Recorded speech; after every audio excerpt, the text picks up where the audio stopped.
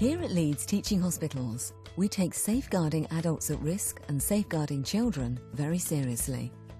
All members of staff play a role in safeguarding, and it's important that all staff understand issues around safeguarding and know what to do and who to speak to if they have a safeguarding concern. Here at Leeds Teaching Hospitals Trust, we take safeguarding of adults and children very seriously. We believe that all staff have a duty and a responsibility to protect the most vulnerable members of our society. It's important that all staff understand the issues related to safeguarding, they know what to do and they know who to report their concerns to. We have a legal and moral obligation to protect adults and children who might be at risk. Children and adults who are at risk often cannot protect themselves from abuse or exploitation. Every member of staff has a duty to protect adults or children who are victims of abuse.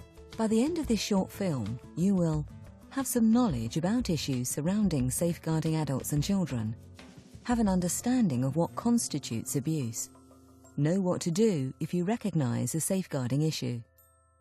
There are 7 forms of abuse that we come across. These include physical, emotional, sexual abuse, neglect, financial, discriminatory and institutional abuse. Physical abuse is when someone inflicts harm on another person. Physical abuse can also be someone failing to prevent an adult or child being harmed. Physical abuse can take many forms. These include hitting, slapping, kicking, punching, possibly scolding, burning another person. It may also include someone attempting to fabricate or induce illness on another person. When assessing a child, it's important that staff have some understanding of the developmental stages of that child. Birth to 6-month-olds, babies are generally immobile and they are unlikely to hurt themselves. Anything that appears unusual or suspicious, depending on that child's developmental stage, must be reported. Emotional abuse is the persistent emotional maltreatment of a child or adult. It may feature age-inappropriate expectations, keeping somebody isolated, not allowing them to socially interact. It can also involve bullying, particularly we're seeing an increase of cyberbullying. It can also include being able to hear abuse taking place rather than being involved, such as domestic violence. Neglect is a persistent failure to meet a child or adult's basic physical and psychological needs. It's recognised that hundreds of vulnerable adults and children miss appointments at hospital and clinic.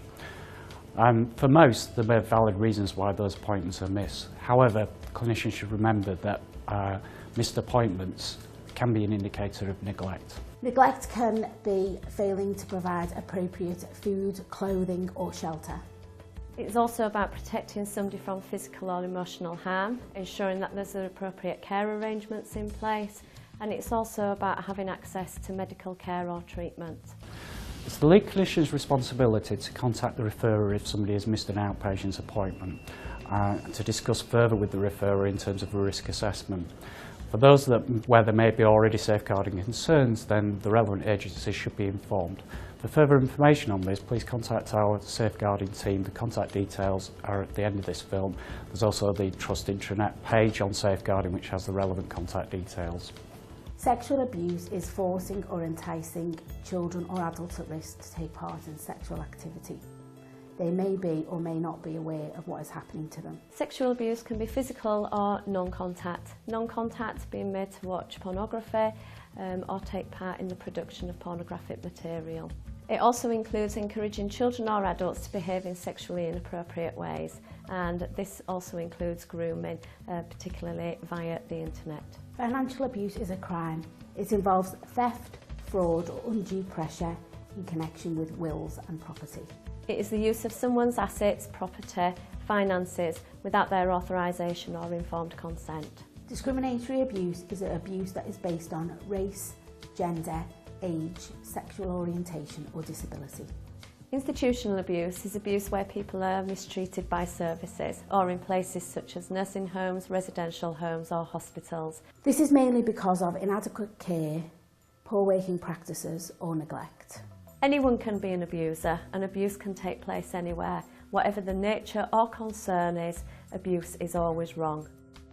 You will now see 2 scenarios that will help you to recognise a safeguarding issue in 2 different settings. Safeguarding children. Scenario 1. A father and son are attending an outpatient's appointment.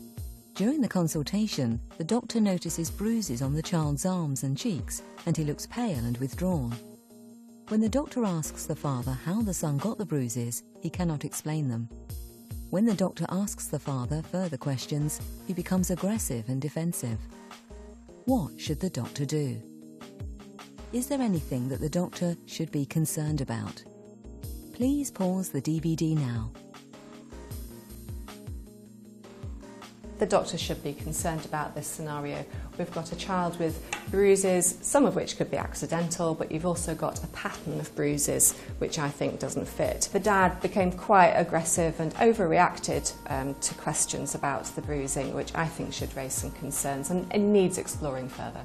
The doctor needs to act straight away. That means that you need to write something down so you know what you've seen when you've seen it. You need to discuss it with your line manager, because they're the person who's got higher training than you have to put the appropriate action in place. It's really important you don't do all of this on your own. You need to involve other people. You need to involve other people on the same day. If your line manager isn't there, then you can speak to the most senior person available to you. Staff also have to be aware of the impact of parental health and well-being on a child. So children that are living in households with mental health problems, alcohol and substance misuse, domestic violence, they have to consider that these children are at an increased risk of abuse. Within Leeds Teaching Hospital Trusts, 16 to 17-year-olds use adult services. However, any safeguarding concerns regarding 16 and 17-year-olds need to be referred to the Safeguarding Children's team.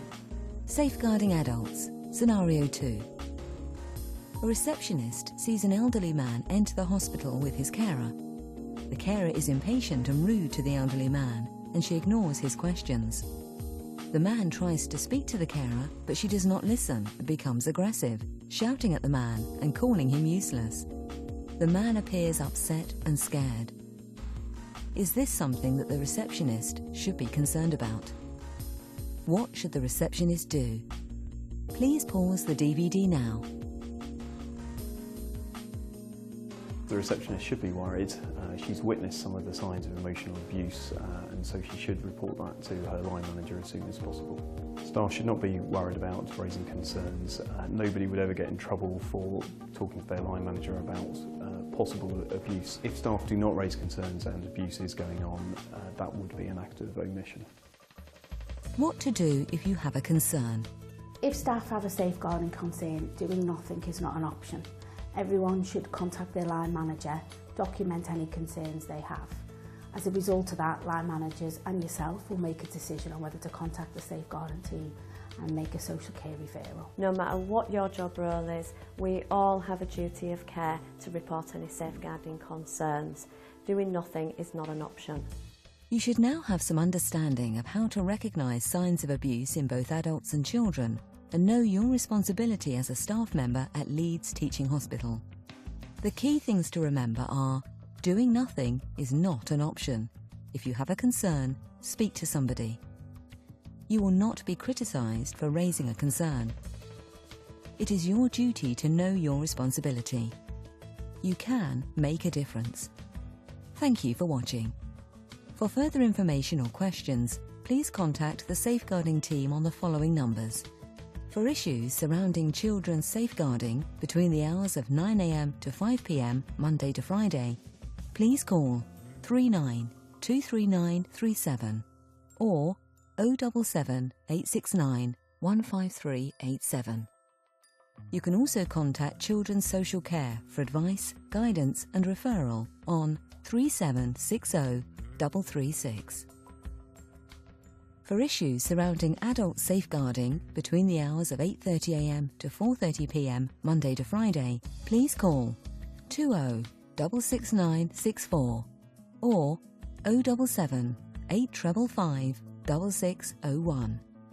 You can also contact Adult Social Care at LTHT. Telephone on 20 666 36 from Monday to Wednesday morning and on 20 64254 from Wednesday afternoon to Friday. For out of hours, please contact the Emergency Duty Team. Telephone on 2409 536.